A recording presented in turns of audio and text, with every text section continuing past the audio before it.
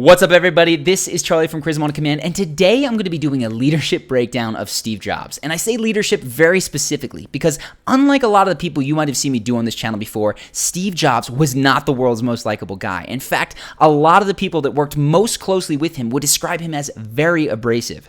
But what he was undeniably a master at was inspiring and leading people. When he came back to Apple to turn that company around, he had employees, customers, investors, all who were doubting what Apple was capable of, yet he led them to be literally the most profitable company in the world at one point in time. So what I want to do is talk about how he was able to do that, and it starts with a vision.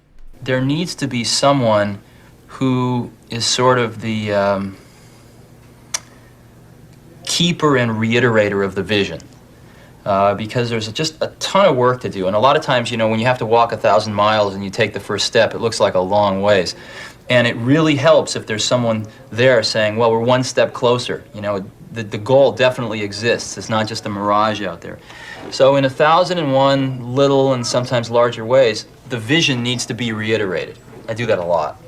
So this is perhaps the most important role of a leader, is to set a clear, achievable, and persuasive vision. Because whether you're managing a group of small people or an entire company, that group will tear itself apart as it runs in the direction of individuals. What it needs is a uniting purpose, a uniting vision that is constantly in everybody's minds so that they are all moving in the same direction to move that company or that group forward. So I want to talk about now what exactly the vision that Steve had set forward for Apple was and why it was so compelling. What we're about isn't making boxes for people to get their jobs done, although we do that well. We do that better than almost anybody in some cases. But Apple's about something more than that. Apple, at the core, its core value, is that we believe that people with passion can change the world for the better. That's what we believe. Now, this is the core vision, the core value, whatever, the core passion, whatever you want to call it, that Steve Jobs had set out for his employees and for the people who bought his products. It's that people with passion can change the world. And I want to talk about why this vision, while seemingly very broad, is actually incredibly effective. One, it's very simple. Almost any of the marketing messages that you've heard from Apple or Steve Jobs boil down to just a few words, certainly one sentence.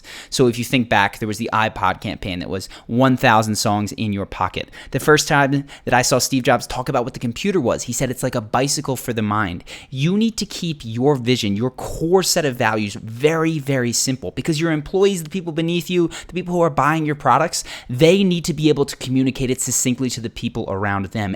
Step two, and this is seemingly contradictory. This isn't about, we're going to be the number one computer maker in the entire world, which is what the mission is for a lot of companies. This goes beyond being number one. This goes beyond making a lot of money. This goes to a fundamental human need, which is to do something that matters, right? To have work that has a lasting impact that can change the world. If your vision isn't inspiring people on an emotional level, if you're just firing them up with the promise of higher compensation, that vision will fall flat on its head. The last thing is that Steve Jobs didn't just have this vision in his head, he was ruthless about living by it. A lot of people, when they talk about company visions or even their own personal life visions, it's a flowery set of words that they don't actually make decisions by. Steve Jobs was ruthless in cutting product lines that he didn't think were going to change the world, that he didn't think Apple could be the best at. He constantly was refocusing his people on this vision of doing something big that was going to change the world. And honestly, that was their heyday, was when they came out with the iPod and the iPad and even the iMac before that. That focus on the vision is what made it so powerful. That is what inspired the people around him. And if you look at his employees, as we'll do in just a second, they picked up the message loud and clear. I have to say, of all the people I've met, there was clearly nobody like Steve. When you were next to him and he was talking to you, you could feel the electricity in your body. You could feel his charisma. And it wasn't just because he was a cult leader or anything. You just actually could feel it, because I'm not necessarily a cult follower. And he made you feel, he could inspire you. He made you feel like you could do anything. And as long as you believed that, you really could do anything, as long as you're willing to sacrifice everything else. So really, that's what Steve Jobs did for the people around him, the people under him that worked for him, is he made them feel like they could not only change the world, but that anything was possible if they worked hard enough. And so they were willing to go to really extreme measures to pull the kind of things off that he asked for that oftentimes were quite frankly, technologically infeasible and ridiculous and very, very hard to pull off. But they managed to do it because of this belief that it was possible, that passionate people could change the world.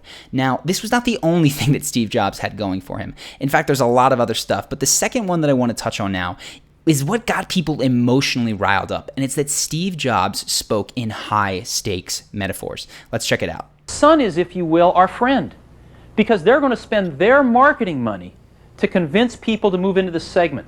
But the minute they've made their choice to move into the segment, whether we've convinced them or Sun has convinced them, Sun and Next are mortal enemies. So there you go, mortal enemies. Not something you'd expect someone who talks about computers, microprocessors, and workstations to describe a business battle as, but that gets people fired up. In other words, if we zoom out at the big picture, it would be a shame to have lost the war because we won a few battles. And I sort of feel like I and some of the rest of us are concentrating too much on the smaller battles. We have to and we're not keeping the war in perspective, and the war is called survival. Again, he's talking about survival, war, smaller battles. These are all very human, emotionally driven, archetypal things almost. These go back hundreds, if not thousands of years, and people have a lot of reference points to think about what war, battle, survivor means all the way throughout history, some people even from personal experience. So when you talk in these sort of terms, in these sort of metaphors, and not just in, okay, we've got to win or else we might lose our jobs, this gets people emotionally engaged, and that was something that Steve Jobs was able to do to an incredible level with his own employees. Will Big Blue dominate the entire computer industry? The entire information age? Was George Orwell right?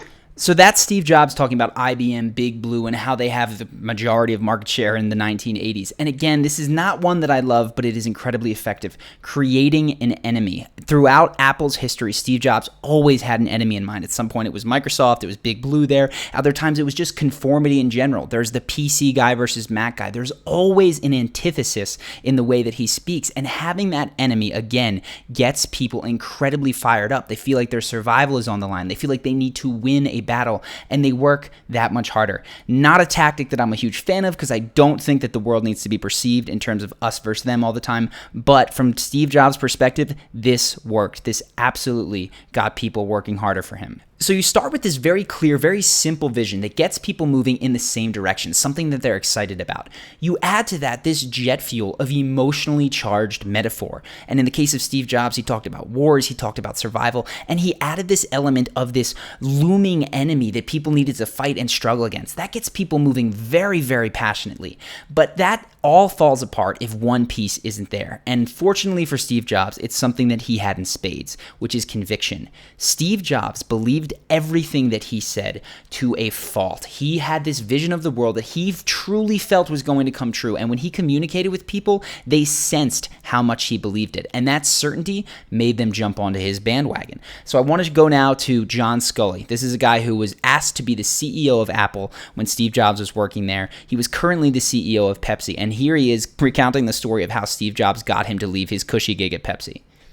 And then he looked up at me and just stared at me with this stare that only Steve Jobs has. And he said, "Do you want to sell sugar water for the rest of your life? Or do you want to come with me and change the world?" And I just gulped, because I knew I would wonder for the rest of my life, what I would have missed. And there you have it. That is what fires people up. Now, I don't have a ton of time to talk about how to develop conviction. Maybe that's for a topic for another video. If you're interested in that, go ahead and let me know in the comments.